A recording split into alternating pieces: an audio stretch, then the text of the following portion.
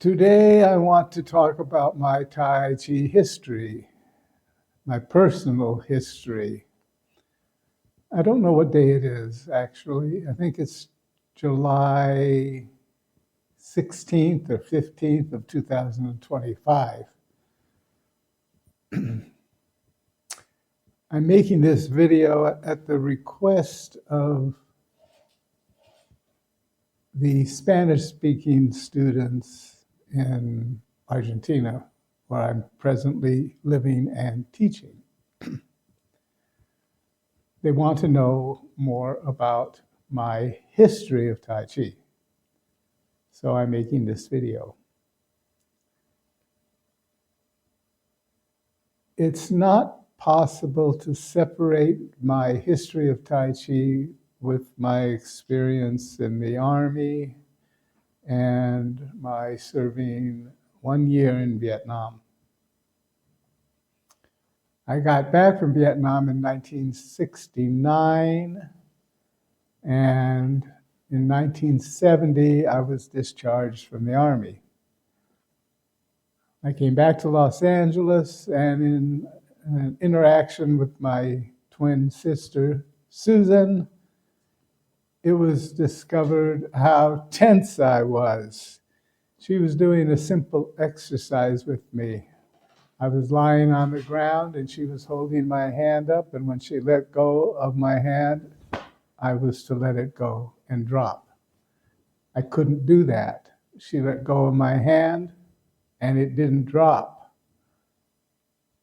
She said, "Well, what's the matter with you? Why can't you relax?" I burst into tears. The first time I had ever cried since I got back from Vietnam. A habit that I have not yet stopped. I find it healthy to cry when the feeling arises. So my brother, who had studied Tai Chi with Marshall Ho, Marshall Ho had learned the Dong style in Los Angeles in the late 60s, I think. His teacher came from a lineage of Yang Shang Fu that is not from Professor Chen Min Chang. So I took classes with Marshall, and from the very first day, I took a class at night, came home, and started practicing. I started practicing one-legged standing. And then I never stopped. I've never stopped since that day. I don't know what year that was. It was 1971 or 1972. I don't have a clear memory of the year, but it was the early 70s. And then I studied with Marshall Ho. He taught at the California State University, Northridge, where I was a student, but his home base was at the California Institute of the Arts. I was a music student, and I transferred to the California Institute of the Arts, and there I studied with Marshall 5 days a week. I was also introduced there to some of the other students in the Dung School at their headquarters in Los Angeles proper. Sometime around 1974 or 1975, I got a copy of the classics that was translated by Martin In for his students at the Inner Research Institute in San Francisco, where my brother was studying. It was a 3-page fold-out with bullet points and no commentary. These are the principles. These are the classics. I don't even think there was credit given to the authors. I don't remember. I could look it up, but it's not important. I thought these classics were very important.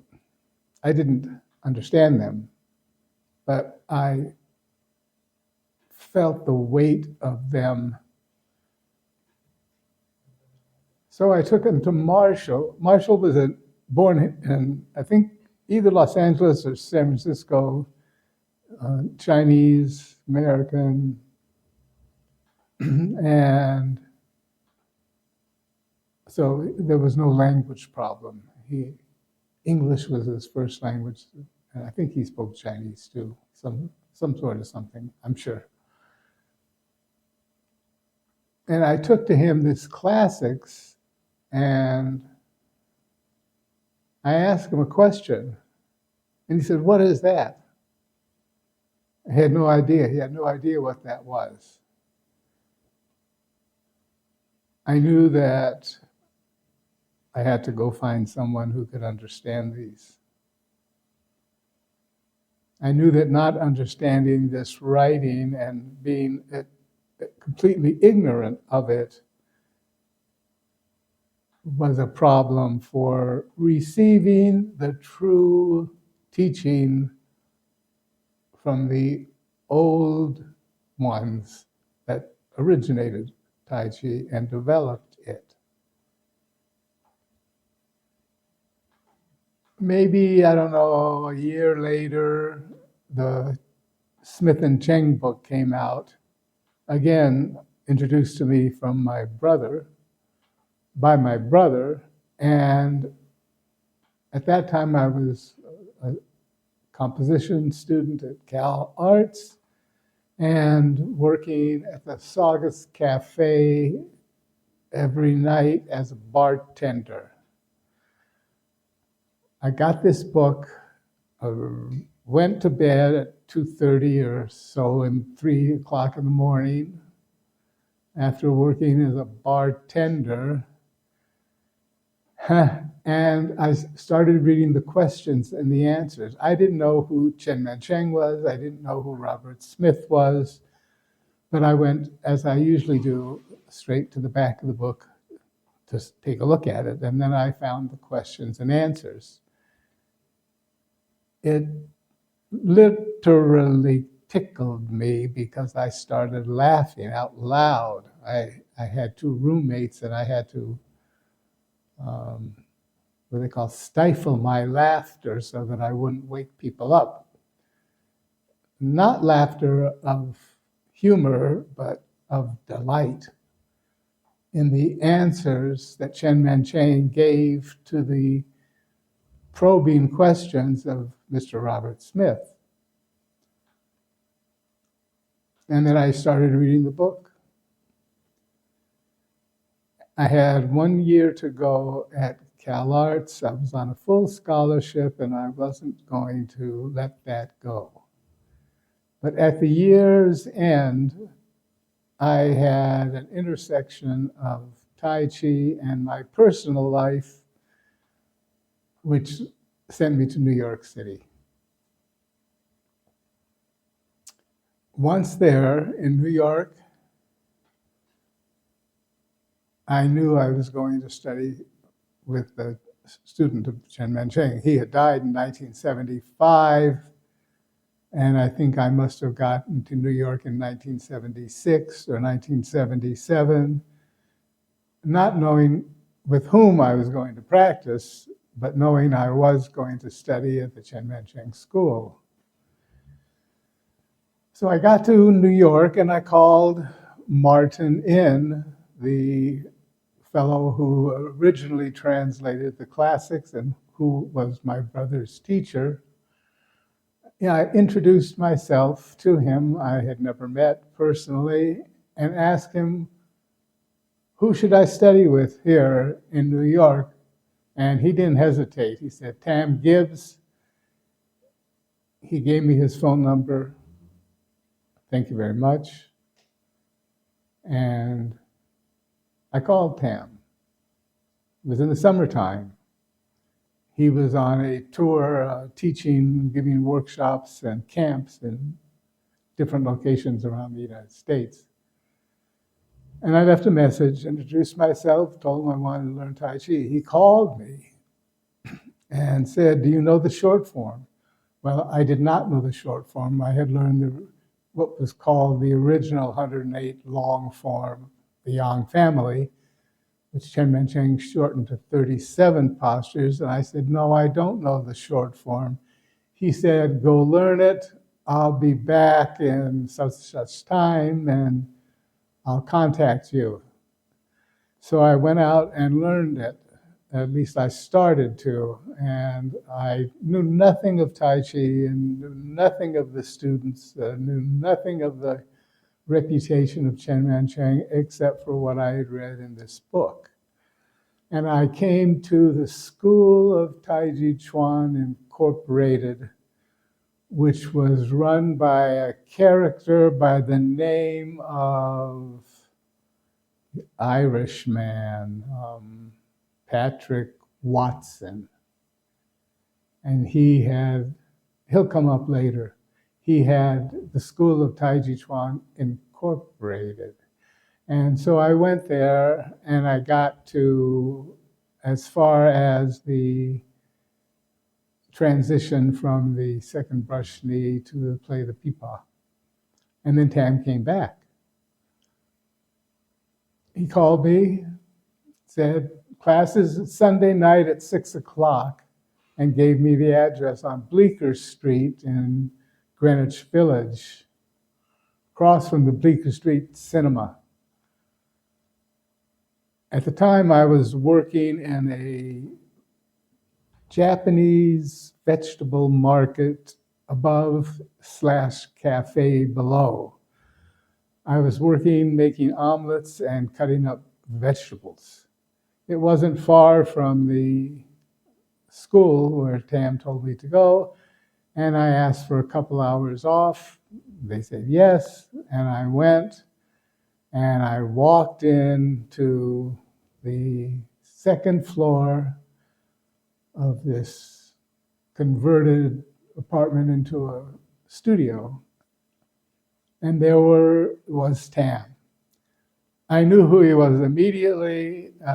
When he looked at me, my heart opened, and he didn't have to say anything to me. And I said, "Oh yeah, I just felt I was in the right place." There were only 5 other people there. They were Richard, whose last name I don't remember, Stan Schwartz, and Carol McGonigal, and Philomena, and whose name I don't remember, an Italian woman. And then there was Harold Naderman. Harold had studied with Professor. The others had various teachers and had found their way to Tam. The very first thing, before we even did the form, Tam asked the question, "What's the first thing to move when doing Tai Chi?" He looked at me and he said, "I don't expect you to know because you're new, but I expect these other people to know." And he asked them each, and each in turn gave another wrong answer.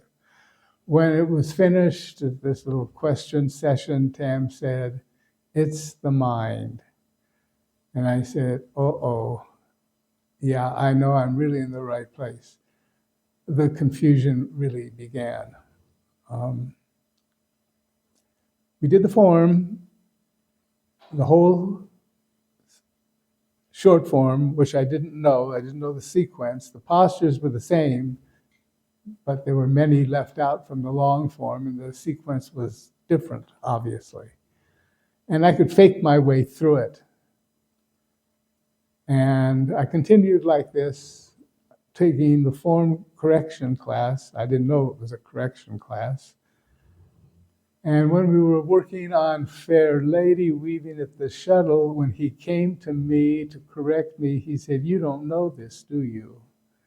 And I said, "No, I don't." And he said, "You're in the wrong class." And I thought, oh, no, no, no. And then he said, "But since you're here, you may as well stay." And I was so happy. I didn't want to go backwards. I was with a small group of advanced students. I wasn't advanced. So it was a good place for me. And then I worked my way through the form, learned push hands. And then came the crisis of Tam's death. Tam and Philomena was a woman with whom he was living, and they went to Boston to see Titi Liang. They never made it. They got some distance between New York and Boston, turned around. Philomena called somebody and said, "Tam's ill." So we didn't go. He's got a pretty bad stomach ache. Then came I don't remember, maybe a 10-day period. I had classes 5 nights a week. Maybe it was 4 nights, I don't remember, but often. And Tam wasn't there because he was sick. Philomena guarded Tam and would not let any of the other 5 students be in touch with him. She screened the calls. She gave us reports in class. Tam's still not feeling well. And then one day she gave us the report, "Tam is feeling better." Oh, great. Everybody was happy. Well, what happened is that Tam had appendicitis. His feeling better was as a result from his appendix exploding, relieving the pain. Because of Philomena's unwillingness to let others contact Tam, nobody knew what was happening until it was too late. Tam was rushed to the hospital where he had an emergency surgery, and he survived that surgery. I saw him. I don't know how I got to be the only one of the students allowed in to see him, but I did. I was there with Maggie Newman. I didn't know Maggie. I'd never met her before. Didn't even know her name. And something really strange happened because Tam was not a big person, a large man. He was 5'8", maybe the most 5'9". And he was substantial, but he wasn't fat. He was getting a little belly. In fact, Tam had been an alcoholic, and he had recently quit drinking. I believe that's an important part of the story.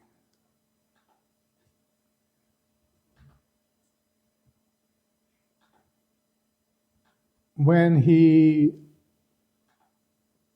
didn't respond after his first surgery, a second surgery was ordered, and it was at that point that I and everybody else knew that we would never see him again. And in fact, he didn't make it through that second surgery. And that was a Sunday night. The same, not the same, but it's the Sunday night that he told me to come to class like 4 or 5 years earlier. And we went to class. Tam had died, and we went to class, and people came. with the purpose of talking about TAM, but what they really doing were trying to recruit us as their students. It was a disgusting display of poor behavior, best described as poor behavior.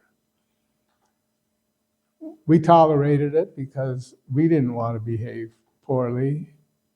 And then they left.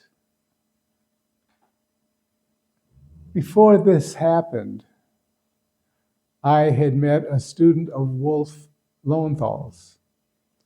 I talked to Tam about it. It was the last conversation I had with him, and asked him if I could go to Wolf's class, as one of his students had invited me. He said yes. Well, I never saw Tam again, and in the meantime, I thought, I don't really feel like going. I felt awkward and uncomfortable. So I said, when Philomena asked me, did you go to see Wolf yet? And I said, no, I didn't, and I think I don't want to. And she said, well, Tam has already called and introduced you. I was stuck. I had to go. So I went very shortly after Tam's death. I was not in a good state of mind. There at Wolf's class was a very nice group of people. I was very judgmental. It was hard to go from Tam to anybody else. Tam was the closest a professor of any of the students, Chinese or US. So to go down to a different level was a difficult thing for me. I was very critical, caused myself a lot of problems. But at that class, maybe the second or third class I went there, I was invited to go see Ed Young. Someone from Wolf's class was also going to Ed's, and I said, yes, I'll go. I'd love to go. It was I actually who told, so it must have been maybe the second class, because it was shortly after that I told Ed on my introduction to him that Tam had died. Ed didn't even know that Tam had been sick. And I brought the news to him that he had died. Not a pleasant introduction to Ed. I kept going to Ed's class and Wolf's class. Wolf's class met 3 times a week, Tuesday, Thursdays in the evening, and Saturday morning in the park. And Ed Young's class was 1 Monday a week. Ed didn't really like teaching Tai Chi. Ed was a very highly respected painter, an artist, and he taught out of an obligation to teach. I learned a lot from Ed. Ed was Chinese. Tam was born in Oakland, California. And Ed told me Tam was more Chinese than Ed. Ed was picked by his Chinese family. He was born in northern China, and he was picked as one person to go get an education in the United States. So he came to the United States with the purpose of learning to be like a Westerner, which he prized until he met Chen Mancheng. And Chen Mancheng instilled in him a love of and a education in Chinese education, philosophy, painting, poetry, calligraphy, and of course, Tai Chi. And that went on, I don't know, the time period is not so easy for me to remember the exact years. But I know Tam died in 1981, and I know I moved to California from New York back to California in 1985. And my last year in New York, I had not yet studied with Maggie Newman. And oh, I have to mention John Ladd. John Ladd, also known as Dr. Ladd, PhD. It's a funny story. I won't tell it now, so I'll probably not tell it at all. And he, John Ladd, was a professional violist. He was a lecturer at Columbia University, had a PhD in philosophy from Stanford, one of the best educated people I'd ever known. I met him through the group of musicians that were part of my second ex-wife's life. And she said, come here and meet John Ladd at a Thanksgiving party. And I met him, and I didn't like him. And I invited him to come to Tam's class, and he did. Well, both of us lived in Washington Heights, probably less than a mile apart. And he and I became Tai Chi brothers. I introduced him to Tam. John ended up helping Tam because John was a scholar, helping Tam do his translation of Lao Tzu. They were also working on the Doctrine of the Mean together. So my very close relationship with John Ladd gave me insight into Tam's thinking on these pivotal books on concepts of Chinese philosophy.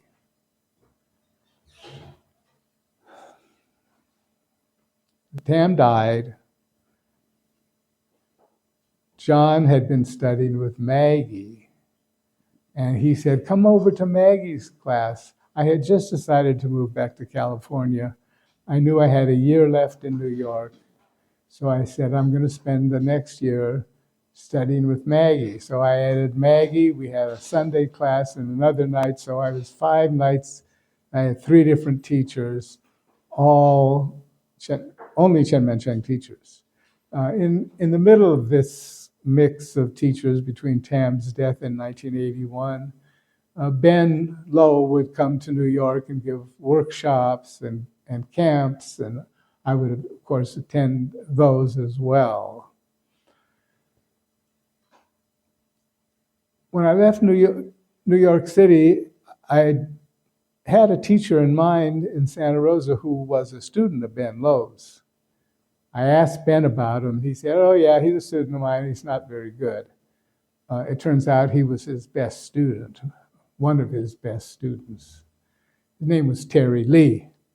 I met him on an introduction when I first went to visit. I went to visit to see how realistic was it for me to relocate from New York to Sonoma Mountain.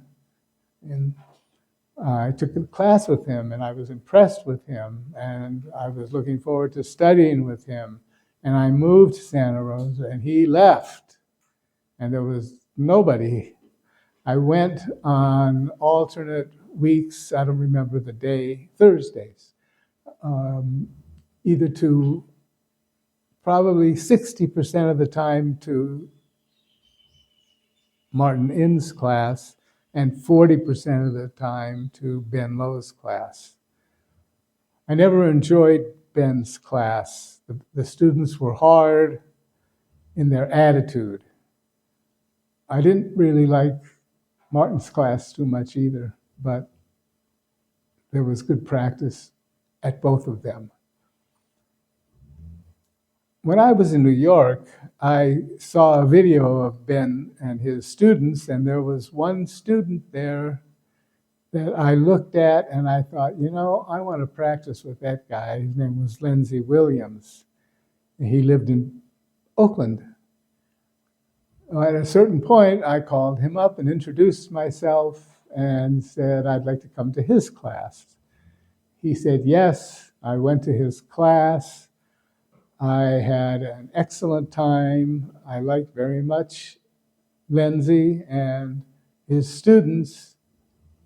By the time I got home, I had received a message from him on my answering machine. And he said he really enjoyed meeting me and we should train together, not as a student and a teacher, but as equals. I said, of course, I'd love to. And that's when I would start going to play with Lindsay once or twice a week, and then at nighttime go to either Martin's or Ben's class. And I did that until the birth of my son in 1989, and then it wasn't so easy for me to go away. By that time, I had developed a pretty decent school, and I was teaching 5 days a week. So it wasn't so easy for me to travel. I kept up my practice with Lindsay, but I did not keep up regular classes with either Ben or Martin because I was teaching. And I taught from 1985. It was an accident that I taught. I moved to Sonoma County and was doing some building and renovation on some property that I was living on. And the guy that was helping me needed help on another project. And at that project, it was an organization and they were offering acupuncture. I said, I wonder if they want Tai Chi. So I went and talked to them and they said, yeah. And I started teaching Tai Chi. And I had no idea what I was doing. I had never thought of being a Tai Chi teacher, but I had stored up information and knowledge in my body and my mind that I didn't even know about until I started teaching. And I taught then from that time in probably that was 1986, until I moved to Argentina in 2016. And I had managed to build up a pretty big school. I had not only my own students, I taught 4 nights a week and 1 Saturday morning class. I also taught for the Sonoma County Department of Mental Health for adolescent program, as well as a program for incarcerated teenagers. I spent a lot of time with disturbed teenagers. I taught off and on classes for medical groups, for pain management and drug addiction, and spent as much time teaching as many people as I could.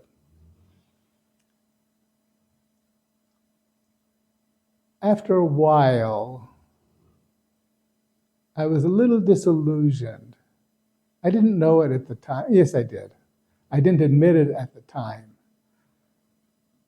And I had a desire to start over again.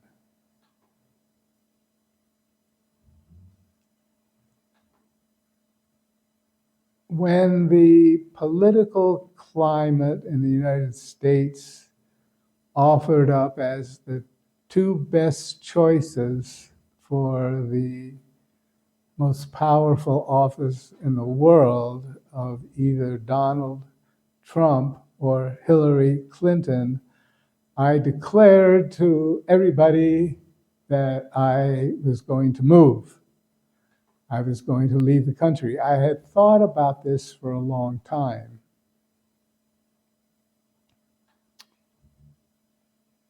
And when that happened, I knew what was coming. and I left.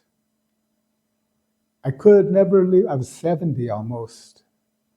And I had been thinking of leaving for probably 5 or 6 years, but I knew that I was too old to do it by myself. And I had talked to two students of mine. They were a married couple, and thought, I want to make this move, and I need younger people. Maybe we could all move together.